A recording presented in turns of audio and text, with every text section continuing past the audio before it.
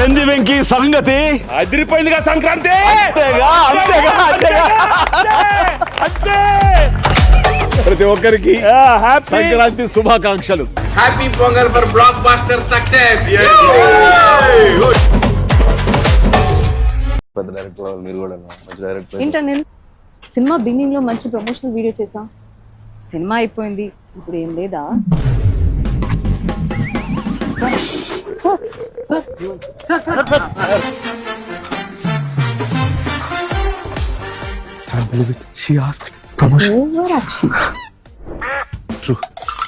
చెప్పు. అంటే మీ అంతటి మీరు ప్రమోషన్ చేద్దాం అనటమే అతి పెద్ద ప్రమోషన్. మీరు అడిగారు, అది చాలు మాకు. It's enough. మీరు just January 12th cinema release అని అనౌన్స్ చేయించాలి. సో Jan 12 మన Shankaravara Prasad garu. Hello master, camera కొద్దిగా రైట్ టర్నింగ్ ఇచ్చుకో. సంక్రాంతికి రఫ్ ఆడిచ్చేత.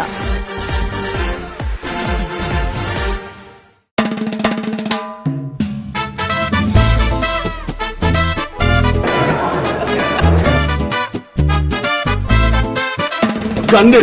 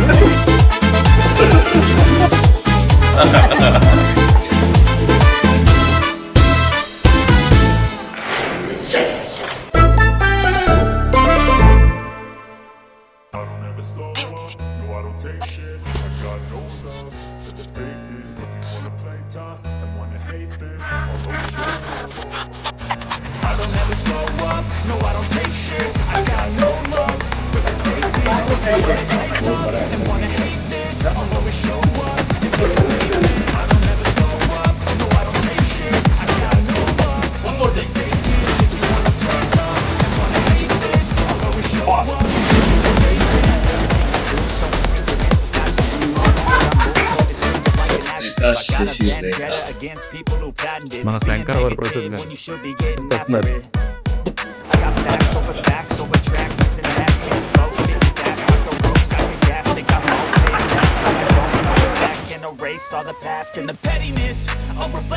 ఇండేస్తున్నాడయ్యా ఎట్లాంటుడని.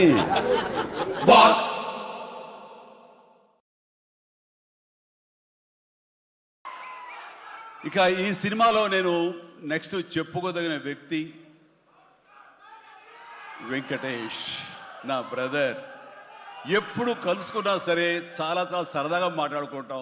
ముఖ్యంగా ఇప్పుడు మీ ముందు తమాషాగా కామెడీగా హుషారుగా మాట్లాడినా సరే అతనితో 1-to-1 కూర్చుంటే చాలా ఫిలసాఫికల్గా ఇన్ డెప్త్, ఇంతటి డెప్త్ వ్యక్తి వెంకటేష్. అందుకైనా ప్రతి ఒక్కరు ఇంత పాజిటివ్ మనిషి, పాజిటివ్ వైబ్స్ ఉంటాయి ఆ మనిషి చుట్టూరు అంటుంటారు. నిజంగా అతనితో టైం తెలియదు మనకి. ఎంతో తన ఏజ్కి మించినటువంటి విషయాలు తెలియజేస్తూ జీవితం యొక్క పరమావధి ఏంటి, జీవితం ఎలా ఉండాలి, ఎంత పీస్ఫుల్గా ఉండాలి చెబుతుంటే కనుక నాకు మోడర్న్ డ్రెస్ వేసుకున్న చిన్న సైజు గురువులాగా అనిపిస్తుంటాడు వెంకటేష్. నిజం. సో అలాగా సినిమా జీవితాన్ని తన వ్యక్తిగత జీవితాన్ని రెండు బ్యాలెన్స్ చేసుకుంటూ చాలా చక్కగా ముందుకు సాగుతూ ఎంతో ఇన్స్పైర్గా ఉంటుంది వెంకటేష్. ఇక ఈ సినిమాకి వచ్చేసరికి ఎలా కుదిరింది, ఇందాక అనిల్ రావు ఇప్పుడు చెప్పాడు, ఆ హింట్ ఇచ్చింది మీ ఇద్దరం కలిపి చేసేలాగా ఏదైనా ఒక ఎపిసోడ్ క్రియేట్ చేసి అక్కడ వినియోగించుకుందాం, మా ఇద్దరు కాంబినేషన్ సినిమాకు ఉపయోగపడే విధంగా సినిమాలో అంతర్భాగంగా ఉండేలాగా అన్నందుకు అని చెప్పిన విషయం. ఎలాగా ఇదేంటంటే ఒక 5 ఏళ్ల క్రితం అనుకుంటా మీ ఇద్దరం అమెరికా వెళ్ళాం. లాస్ ఏంజల్స్ వెళ్ళినప్పుడు అక్కడ మిత్రుడి ఇంట్లో కూర్చున్నప్పుడు అంత ఎదురు బెదురు కూర్చొని పిచ్చాపాటి మాట్లాడుకుంటుండగా వాళ్ళు ఎవరబ్బా మీ ఇద్దరు చూస్తుంటే చాలా బాగుందండి, ఒక స్టిల్ తీసుకుంటామంటూ వాళ్ళు స్టిల్ దిగిపోతుంటే అక్కడ తీయదు. చిరంజీవి కూర్చుంటారు, నేను నిలబడతాను అని చెప్పేసారు. అదేంటి వెంకీ అలా కాదు, నేను నిలబడతాను అన్నాను. లేదు ఇది నా మైండ్ లోపల ఎప్పటి నుంచో మీరు అట్లా బాస్లో కూర్చుంటే కనుక కాలు మీద కాలు వేసుకుని నేను వెనకాల నిలబడి ఉంటాను. ఇది ఒక మంచి స్టోరీకి స్టిల్ లీడ్ అవ్వాలి అంటే మన హాలీవుడ్ గాడ్ ఫాదర్ చూసారా, మెర్లిన్ బ్రాండో అండ్ ఆల్ పచినో అలాంటి క్యారెక్టరైజేషన్స్. వెంకీ నువ్వు వెళ్ళి వాడు నరుకురా అంటే నువ్వు వెళ్ళి మ్యాసగా నరికి వచ్చేస్తారు. అంటే తనకి ఎప్పటి నుంచి ఉందో అలాంటి జోనర్ సినిమా చేయాలి, మా ఇద్దరు కాంబినేషన్ చేయాలన్న కోరిక ఉందో ఆయన వ్యక్తపరిచేసరికి నేను చాలా ముచ్చటపడిపోయాను. అదేవిధంగా స్టిల్స్ కూడా మేము దిగాము, అది ఎవరు లీక్ చేస్తారో నేనైతే లీక్ చేయలేదు, అది బయటకు వెళ్ళిపోయింది ఆ స్టిల్స్. అండ్ అలాగా అది నా మైండ్లో పడేసరికి అప్పటి నుంచి ఈ అవకాశం ఈ సినిమాలో వస్తుంది. ఆల్రెడీ వెంకీతోటి తన మంచి సినిమా ఇచ్చాడు అనిల్ రావుపూడి, తను మాత్రమే ఇద్దరిని జస్టిఫై చేయగలడు, ఇద్దరికి న్యాయం చేయగలడు అనే ఉద్దేశంతో నేను తనకి హింట్ ఇచ్చినందుకు దాన్ని అత్యద్భుతంగా డిజైన్ చేశాడు. ఎలాగంటే ఇద్దరు మామ దీంట్లో చెప్పలేవే లీక్ చేస్తాను భయంగా ఉంది, ఎందుకంటే ఇలా వదిలేస్తే మొత్తం స్టోరీ అంతా డైలాగ్ చెప్తాను నేను, అది బాగుండదు, మీకు అక్కడ థియేటర్లో చూసి ఎంజాయ్ చేయండి. అంత బాగుంది. అయితే వెంకితోటి నేను సినిమా షూటింగ్ చేస్తున్నట్లు లేదు, ప్రతిరోజు ఇద్దరు పిచ్చిగా చేసావు, ఎంత ఎంజాయ్ చేసావంటే మీకు వీళ్ళు సినిమా యాక్టింగ్ చేసేట్టు ఉండదు, ఇద్దరు కలిపి అల్లరి కుర్రవాళ్ళలాగా ఆ సెట్లో చేసావు, అదే క్యాప్చర్ చేశాడు. అది బాగా పండుతుంది. రేపు మీరు కూడా థియేటర్స్లో దాన్ని మీరు ఆస్వాదిస్తారు, డెఫినెట్గా ఎంజాయ్ చేస్తారు. And definitely I mean last phase వచ్చేసరికి సినిమా ఎక్కడికో లేచిపోతుందంటలో ఎలాంటి సందేహం లేదు. అండ్ ఆ రకంగా ఈ సినిమాకి తన వంతు పార్ట్గా, తన వంతు బాధ్యతగా తను ఒప్పుకున్నందుకు, మేము అడిగినందుకు తను ఒప్పుకున్నందుకు, ఈ సినిమాకి పూర్తి స్థాయి న్యాయం చేసి ఈ సినిమా మరో లెవెల్కి చేరుకోవడానికి దోహదపడిన వెంకటేష్కి మనస్ఫూర్తిగా సభాముఖంగా నా ధన్యవాదాలు చెప్తాను. ఏంది వెంకీ అంత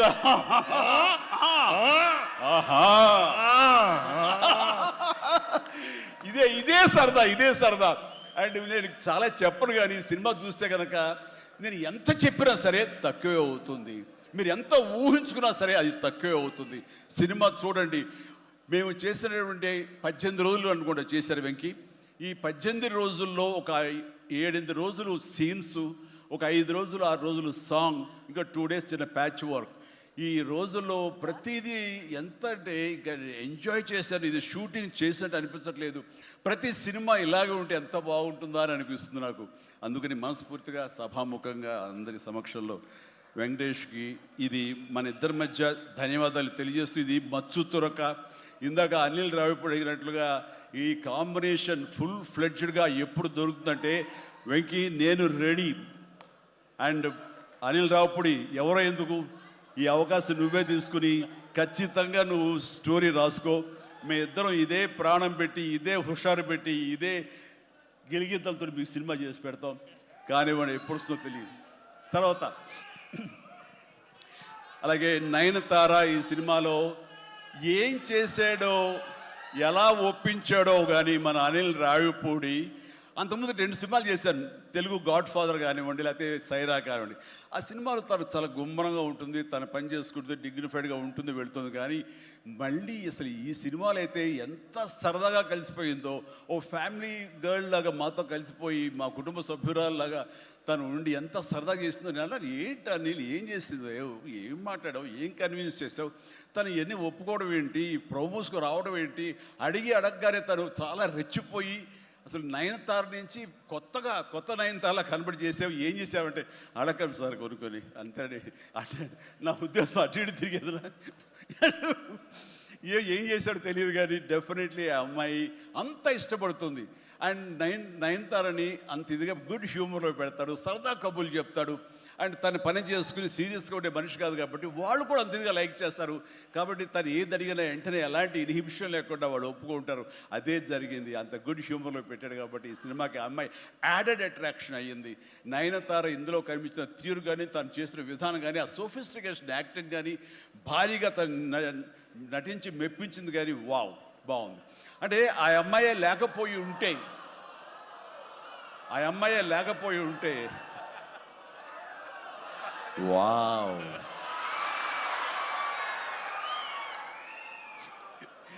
ఇది కూడా క్యాప్చర్ చేస్తాడు. ఈ వావ్ ఎక్కడొస్తో మీ సినిమా చూస్తే తెలుస్తుంది. లీక్ చేసేసాను. All right. సో ఆ అమ్మాయి నయనతార తోటి అంత బాగా చేయించాడు. మీ పక్కన మీకు ఎదురు నిలబడి మిమ్మల్ని ఎదుర్కొని ఎవరైనా ఒకళ్ళు నిలబడాలంటే ఎంత అనుకుంటున్నా, ఎంత ఫ్రెష్గా ఉండాలనుకుంటున్నా, వేరే వాళ్ళు ఉండాలనుకుంటున్నా అసలు నాకు తొయ్యట్లేదు, నాకు తట్టట్లేదు, కన్విన్స్ కాలేకపోతాను. ఖచ్చితంగా నయనతార ఉండి తీరాల్సిందేనండి, ఎంతైనా సరే ఎలాగైనా సరే అన్నాడు. ఆ అమ్మాయిని తీసుకొచ్చారు, ఒప్పించారు. ఆ అమ్మాయి కూడా అంతా కోఆపరేట్ చేసింది. అండ్ నయనతార ఇవాళ రాలేని పరిస్థితిలో ఉంది కాబట్టి thank you Nayanthara, thank you so much. ఇక ఈ సినిమాలో సచిన్ కేల్కర్ క్యారెక్టర్ యాక్టర్గా, అండ్ నాతో పాటు నా టీంలో చేసినటువంటి హర్షవర్ధన్, అలాగే అభినవ్, ఇతర నటీనటులు, అండ్ క్యాథరిన్ కూడా మా టీంలో ఒక పార్ట్ లాగా ఉండి తను చేసి చాలా ఒక నిండుదనం గ్లామర్ తీసుకొచ్చింది. ఆ అమ్మాయికి కూడా అందరికీ ప్రతి ఒక్కరికి నా ముందస్తు శుభాకాంక్షలు తెలియజేస్తాను, అభినందనలు. ఇక ఈ సినిమాలో ప్రత్యేకంగా నేను చెప్పాల్సిన టెక్నీషియన్స్గా వస్తే భీమ్స్ అత్యద్భుతమైన మ్యూజిక్ ఇచ్చాడు, వెరీ ఆర్గానిక్ మ్యూజిక్. కేవలం డ్రమ్స్ తోటో కీబోర్డులతోటో వాటితోటో దడదడదడలాడించకుండా చాలా శ్రావ్యంగా లిరిక్స్ మాత్రం వినిపించేలాగా ఒకనాటి విజయ సంస్థ వారి సినిమాలు ఉండేవి, అంతా హాయిగా హృద్యంగా ఒక గోదావరి పడవ ప్రయాణంలాగా ఉండేలాగా ఇచ్చాడు. అందుకని మిగతా పిల్లలు ఎలాంటి హడావుడి, ఎలాంటి మ్యూజిక్ గోళ ఏమి ఉండదు, కానీ ఆ ఇచ్చినటువంటి ఆ మ్యూజిక్, ఆ పాటకి లిరిక్స్ అర్థమయ్యేలాగా వినిపించి అందరూ చాలా ఆ శ్రావ్యాన్ని అందరూ ఆస్వాదించారు. కాబట్టి అది అంత పెద్ద మిలియన్స్ని, మోర్ దెన్ 100 మిలియన్స్ దాటి హిట్ ఇచ్చింది. అలాగే తర్వాత వచ్చిన సాంగ్ కానీ ఇలా సాంగ్స్లో లిరిక్స్కి ఇచ్చే ఇంపార్టెన్స్ కానీ, ఆ ట్యూన్స్ కానివ్వండి, అన్నీ ఇస్తూ